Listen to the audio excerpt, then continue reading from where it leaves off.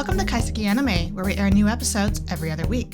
Kaiseki covers currently airing anime, while there's series in recently, and other relevant topics for the season. I'm your host Marina of the blog Anime B&B, and with me is my co-host Draggle of the cleverly titled Draggle's Anime blog. This week, we discuss Suicide Squad Isekai and quality assurance in another world. So the theme this week is Isekai. Yeah, but not just your regular isekai, right? These are very unique isekai. Although I feel like we say that about a lot of them. Isn't that a good thing? That there's always at least one that is a bit more standout than the rest? Yeah, it's quite amusing how, there's been so many hundreds probably of isekais, but they still manage to do something new. I mean, I believe that is infinitely possible. We've had fantasy for how long now, but we still keep getting works of fantasy that are still very imaginative and original, and we get that here as well. Yeah. So should we start with Suicide Squad Isekai? Why not? I knew nothing about Suicide Squad, but I guess it's like a movie, and it's based on these comic book characters from the world Draco. of Batman. Yes. I just think it's funny that you've not known about Suicide Squad at all, but I guess if you totally don't pay attention to comics, that makes sense. Especially I think Marvel definitely took strong hold of the scene with their movie adaptations, right? Right. More than a decade ago, 2 decades ago. I don't even know when they started becoming popular. I think it was with Spider-Man. With Tobey Maguire, right? I feel like that kind of kicked it off, and then it just kept going. And I am so sick of them. You are. Yeah, I don't know. It seems like it's just not my thing. But yeah. Suicide Squad Isekai totally is my thing. Okay, good. I'm glad to hear that. So maybe I need to check out the normal Suicide Squad too. We can talk about it another time, but I'm pretty sure there is a very, very mixed response to certain parts of that, specifically around Harley Quinn, the Joker. And I think the Joker versions that are out there are a lot more varied and interesting than interpretations on Harley Quinn's character. But I do like how she's portrayed here. Okay. So what is, how is she portrayed differently in the other ones? Just curious. I mean, I think they all have the same base start for her. I'm not a reader of the original comics, okay? So I am not an expert in her at all. Everything I know is based off of what I've seen people discuss her or talk about her as, what I've seen in various films. But I think they've already, I don't know how far you are with the anime. Are you done with this? Because I think all episodes are already out. Wait, what? All episodes are out? Or at least 8 of them, I think. Oh, I think I've watched 10 maybe. 10 is all there is. But it's not done. Oh, it's not? No. I don't know. AniList, for example, says it's only 10 episodes. That's why I was oh. Oh, no. Okay, well, I'm not done with it yet. I'm not at 10 episodes, so don't spoil anything for me. But I think I'm at 6 or 7 of what's available. Interesting. Okay, well, I don't think I'm done with it, so. You already know that she was originally his doctor, right? Psychologist or whatever. Yes, she was. I picked that up, and she he brainwashed her in prison, and she helped him escape. Is what I got. I guess that's the question: is it truly brainwashing, or was he so convincing, and she became very disenchanted with life as it is that she agreed with him? I don't know. Right? Yeah, I don't know. It could be either way, but. She was strongly influenced. So, yes, she was strongly influenced. And I do believe he does, toss her into, that vat of whatever noxious chemicals that is, that kind of, aids in her becoming as she is now. Oh, okay. That's why she's got, all that crazy hair, how she's all bleached out, right? Her skin's all pale, her hair's all pale, right? She wasn't. Oh, I thought she just, did some makeup or something. I'm pretty sure, I've seen this a couple of times where she's shoved into into the, I don't even know if she's shoved, if she just does it voluntarily when he suggests that she does it. But yeah, all of those chemicals messing with her. But she's supposed to be crazy smart, right? Which I don't know if the anime fully portrayed that, how intelligent she is, other than her having a good memory of everything that the Joker has told her, right? And using it at key points, which is a skill. Yeah, I did not think she was crazy smart from the anime. Yeah, she's actually quite intelligent, supposed to be. And then I don't know where her wicked strength comes from, if that's part of when she got totally changed in the chemicals or whatever. But yeah, her baseball bat is like her signature thing. Okay. I just think she's a very fun character in this show. She's very fun. Yeah, she's just always she seems so happy when she's bashing people with her baseball bat. And like, not even in an evil way, because we see that she enjoys violence, right? But like, you see her with other characters where she does still have empathy. Yeah, like with the princess. The princess is a very interesting comparison with Harley Quinn, because it seems at the start that Harley doesn't like her, right? Or that she like looks down on her. But then I think it's like shown later on that she kind of sees herself in her. Yeah, yeah. And I even think they look kind of similar with like their look similar. Hair. I've been expecting like the princess to put on some makeup too. I was wondering if there was going to be some sort of like character swap, you know, like, okay, I'm going to pretend to be the princess and take care of your mom, your crazy mom, and you can pretend to be or try to pretend to be me, and like imagining the princess doing a terrible job of pretending to be Harley Quinn. That would be entertaining. Yeah, I keep waiting for that, and the fact that you're already like almost done and that hasn't happened makes me sad. Yeah. But all the characters in this show are really fun. They are. They just like, it feels so non-Japanese how they... Right? and usually in anime, like everyone's like worried what everyone else will think of them and trying to like do the socially appropriate thing. Like even the bad guys. This is totally American. Yeah, here it's very American. Like they do whatever the fuck they want and consequences be damned. I mean, but this is an anime, right? This is by Wit Studio. I know. So, that's why it's so great. It looks great. Yeah. And they're totally leaning into, hey, this is what Americans would do. This is what these villains would do. Yeah. I wish they would do that more. Like, just very different people being characters. Yes and no. I mean, I do like other styles, too. So yeah. That's what makes this one so refreshing, partly. Exactly. Yeah, I think honestly that's what makes this like such a unique isekai more than the just being the superheroes. It's more a isekai with Americans. Yeah, and then you said superheroes, but remember these are villains. Whatever. They're supposed to be villains, and it's funny because like we're totally into them as villains, especially in this, like they're kind of the heroes of this world, but not really. I mean, compared to that the pink lady who sent them here, they seem more heroic than the heroes. Oh, the leader of Argus? Yeah. Amanda Waller? Yes. Yeah, I am kind of curious, like, what's going on with that more so, like, why they thought this was a smart idea to round up all of these, like, very powerful villains. Like, I guess the ticking time bomb that's in their neck is incentive, right? Mm-hmm. But like if the previous team that they sent in was able to dismantle them, surely the second team will possibly figure it out as well. Like that just didn't seem very smart on her. No, none of this seemed very smart on her part. Yeah.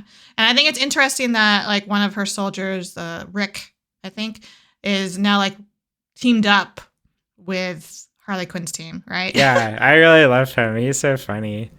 He's like the serious man to their, right? To their funny man. Sort he's of. Always like, like when they do something that's way too violent, he's just like, oh God.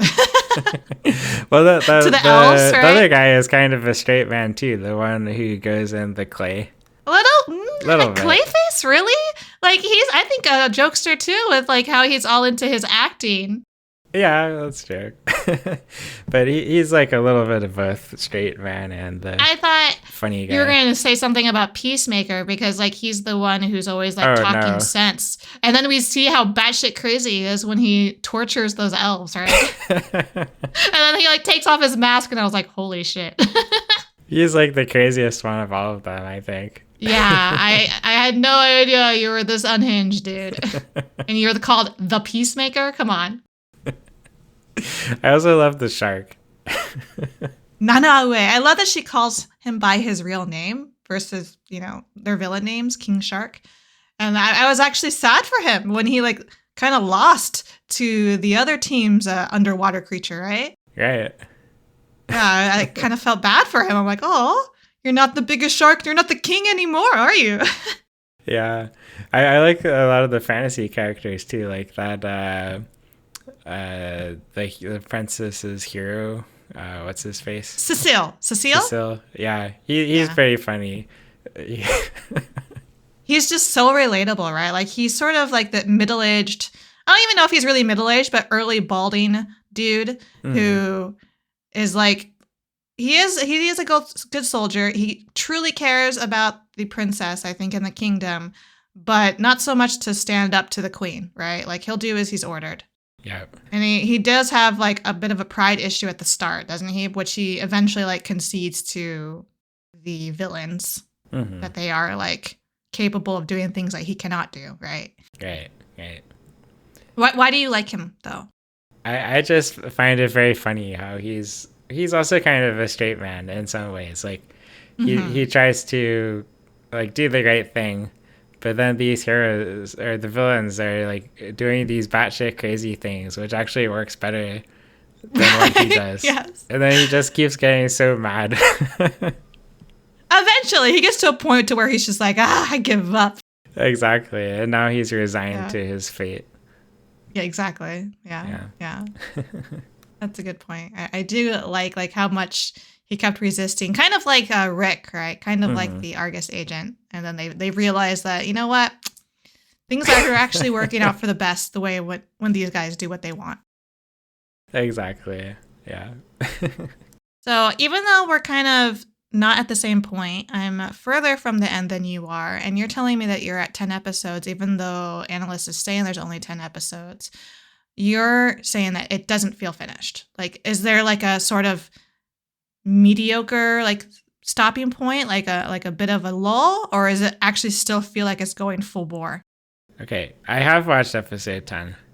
I didn't get the impression it was over at all. I don't know, man. When I look at the charts, it says that it's finished at 10 episodes. No. Okay. Huh. So I don't know if there's like news somewhere about whether or not there's already a sequel announced, because that would be my suspicion. I hope so. Okay. And you like watched to the end of the credits? Like, I'm just wondering if there's some sort of... Let me double check. Oh, interesting. Okay, I hadn't even realized that it like skipped the ending and did okay, it's pretty clearly setting up for a sequel. Okay, good. I'm glad to hear that. I've seen a little bit of argument of people where they're like wishing that this was a single season, but I feel like there was just too much stuff happening for them to keep it as a first season. It makes sense that they would need another one. Yeah. Okay, I need to rewatch the last episode too. I think I might have like drifted off or something. Oh, okay. Okay, well, I hope there's a second season. But it seems like they're setting up for one. I mean, it would make sense for them to do what they've been doing. I know that's more of a Marvel thing, but where they always have that ending scene, right? That's like, well, there's probably going to be more, right? Right. Well, are we ready to talk about quality assurance in another world? Yeah, let's go for it. All right, so this one is 13 episodes long. Again, I am a little bit behind on this. I think I'm around like 6 or 7 episodes-ish. So I don't know if you're caught up. Are you? Yes, I am all caught up on quality assurance in another world. Okay, so you're ahead of me. Yes. Are you still enjoying this show? I am still more enjoying or less this show. From the start? Okay. Probably not quite as much as the first episode, which was really good first episode. But I'm still quite enjoying it. Okay. I think the first episode just had like some twists that were hard to beat. And now it's gotten a little bit darker, which I'm not quite sure how I feel about. Oh, okay. I wonder if it's the darkness that I'm already seeing after 6 episodes or not, because I agree with you that the first episode was quite good in completely surprising us with the reality of this world. Like, I was already suspicious that it was an isekai, right? Mm-hmm. But it wasn't the sort of isekai I had expected. You know, I was like, oh, video game. We've seen video game before. But then this is like still unique because it's not just a player. This is a employee, right, doing quality assurance. Right. And he's the only one who's doing his job. And Like that's a really cool idea to play around with. And I also really like the creativity behind how they have like their God mode that developers do have, in the gaming world that they can use. But it's always kind of funny when you catch them using it, right? Because it's like in your mind, you're like, that shouldn't be allowed, right? Nobody else can do it. You shouldn't use it. It shouldn't be abused. And the fact that Haga is like still the only one who refuses to use it despite everyone else breaking that rule, right? Right. Is quite admirable, actually. I don't know. It's like, it's kind of crazy. Yeah. Like, if you were abandoned by your company for a year in a video game world, would you still do your job? I probably would have joined that team that wanted to go finish the game to see if that would be the way to fix it, right? Exactly. Yeah. I wouldn't just keep debugging. Working at it. Yeah. Right? I would try to get out of there. He's totally like that prize employee that just puts their nose to the grind and will take all the abuse and will just work their life away until they die of overwork. Exactly. He's such a sucker. And it's like, that's not the tone they're using here, but that's what I'm like, the implication I'm getting, right? Like, this is not a good thing, even though it's amusing. Yeah. Yeah. But in reality, like, I can't blame everyone else for just tossing it out the window and having fun in the world because they're stuck there. Exactly. Yeah, I would do the same. Like, it's so sad. I mean, I wouldn't kill the NPCs like they do. No, of course not. I mean, they're nuts too in a different way. Yeah, they're nuts in a different way. Yeah. But I would either go join the heroes party to beat the game, or I would maybe do something like what Amano does, right? Where he just sort of like lives out his fantasy life, doing what he likes to do, which in his case is drawing manga, right? Exactly. Yeah.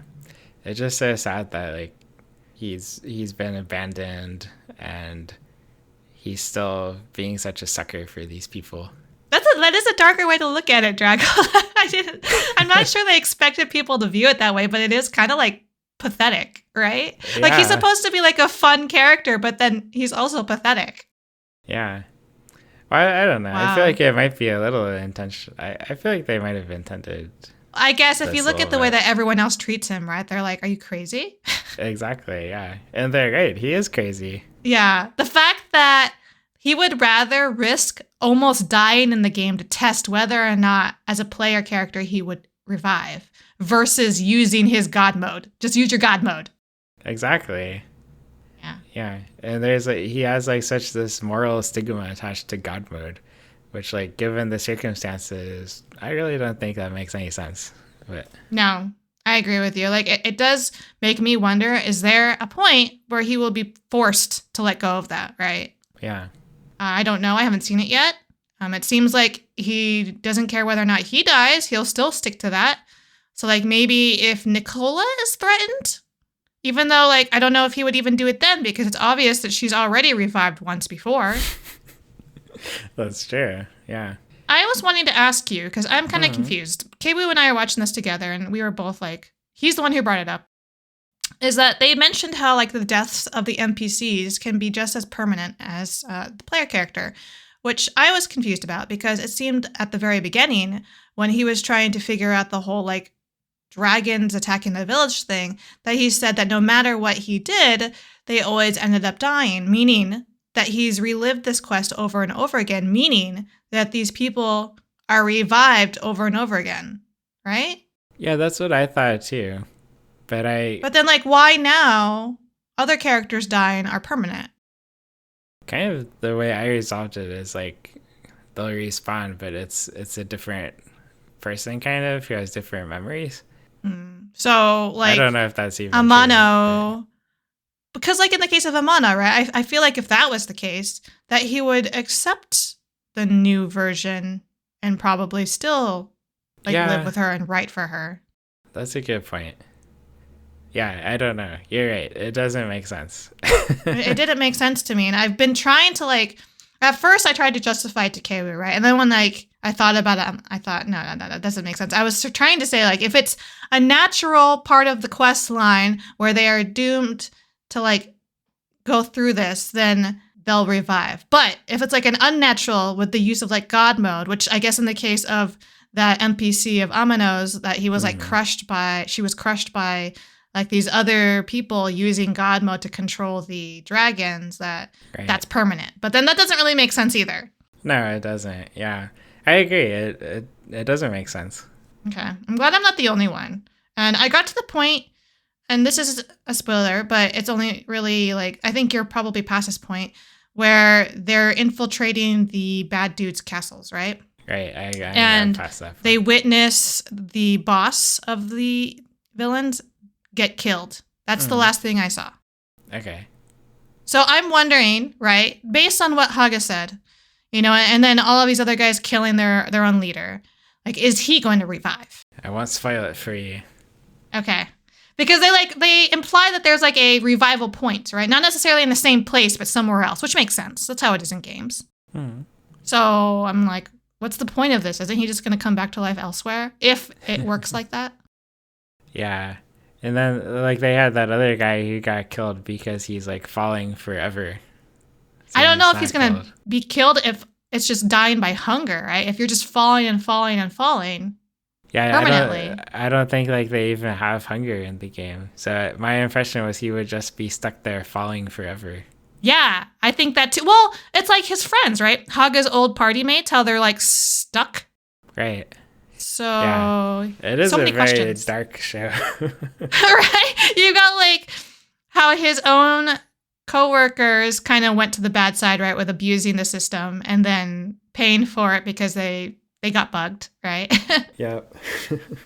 But another funny thing about this show is like he's supposed to be a debugger, right? But he already found a bug where like you're trapped in the game forever. I think like no matter how many bugs they find, they can't sell this game. That's what I was thinking too. I was like, even if you are able to like fix the game up good as new and you're able to get out of the game, like who is gonna not talk? Like they're going to talk and tell the world about what happened to them unless the game people kill them, right? Right. And then no one will know. Well, they'll probably notice all these people went suspiciously missing. Right? All these people connected with your company? Very odd. Yeah. So, like, what is the point of all of this? Yeah, I don't think there is a point. There could be something massive, like some huge conspiracy draggle that we're not even considering. Maybe, like, yeah. Maybe this isn't about a game at all. Yeah, it's like Sword Art Online. Yeah. Possibly. We'll have to find out. So this one's only 13 episodes, though. Yeah, so my question is, do we think it's going to actually finish in 13 episodes? Yeah. I think it will. I feel like it could, but I'm kind of skeptical. You're skeptical. Okay, that makes perfect sense. Like, there's a lot more they could do with the story. Yeah, but like the whole, like, Nicola and the weird game AI that's in her that's, like, always hungry. That's really strange. Yeah, I don't know what's going on there either. Either way, I'm still having fun. Like you said, it's been getting darker, so very different vibe than it was at the beginning. Exactly. Yeah, I've been quite enjoying this show. Looking forward to where it goes. Tune in again to Kaiseki Anime Podcast 2 weeks from now. Please feel free to send us questions or comments on Twitter with hashtag Kaiseki Anime Podcast or on our individual accounts at Draggle_Kun and at MarinaBNB. Listen to and review us on Spotify, YouTube, and Apple Podcasts so we can continue to grow and improve. Thanks for listening. See you next time.